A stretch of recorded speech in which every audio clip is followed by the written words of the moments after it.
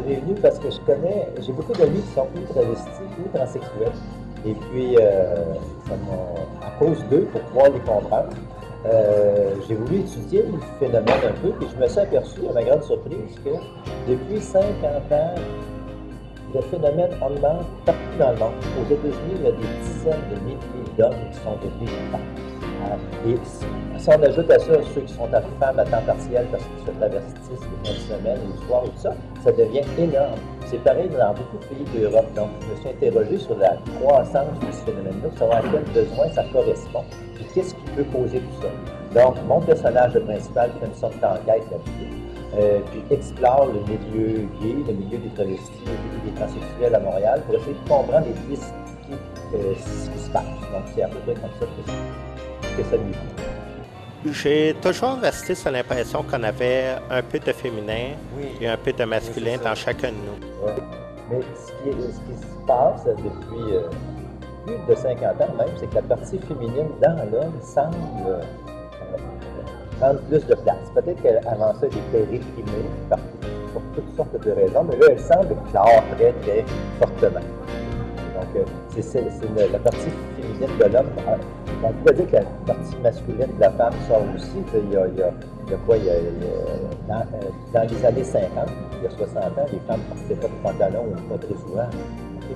Mais l'homme s'est pas mis à porter des jupes vraiment sur la rue, mais il y a un phénomène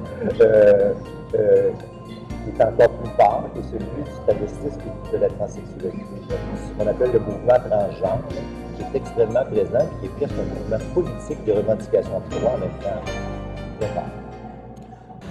À la base, il y a une théorie qui veut que la plupart des transgenres sont soit des hommes pris au piège dans des corps de femmes ou vice-versa. Êtes-vous en accord ou en désaccord avec cette affirmation-là? Il y a deux types de transsexuels, les transsexuels primaires et secondaires.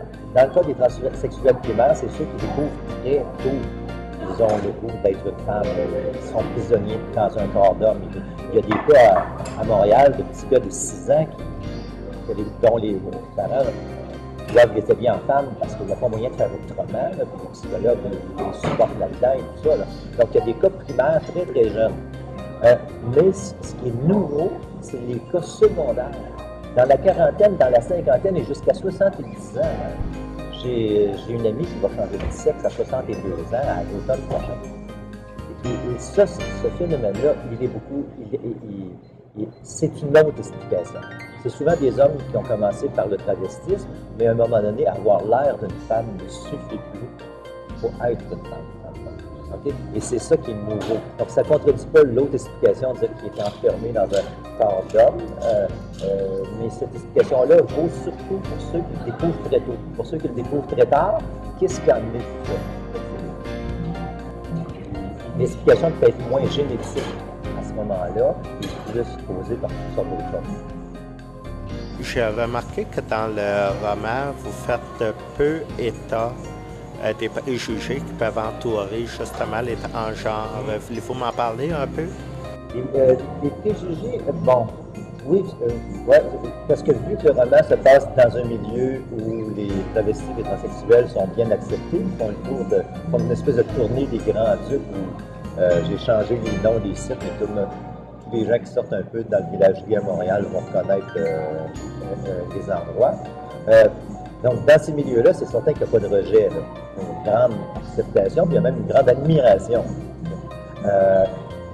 Oui, j'aurais pu mettre davantage, mais là, ça me ressorti du sujet un peu, les colibets, les moqueries, les risées que ces gens-là peuvent vivre sur la rue, dans le métro. C'est pas, disons, un vécu, ou même ceux qui changent de sexe, qui sont des femmes à temps plein.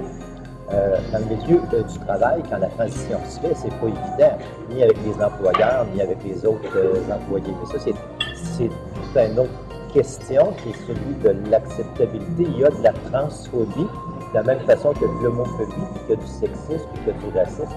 C'est la seule chose, la transphobie, on est encore plus loin d'être capable de la vaincre, parce que les lois ne sont même pas encore adaptées. Hein?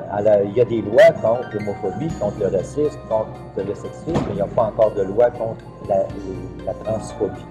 On peut discriminer une personne parce qu'elle n'affiche pas l'image de son sexe d'origine.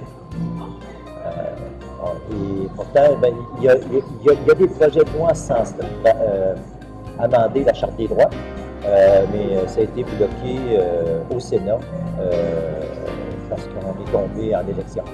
Sinon, les 3 lectures avaient été faites et puis on était sur le bord d'arriver à ce nouveau droit-là, disons. Et donc, ça aurait beaucoup aidé sûrement les gens qui vivent cette réalité-là. J'espère vivement que nous allons voir d'autres romans sous votre plume. Merci beaucoup, c'est bien gentil.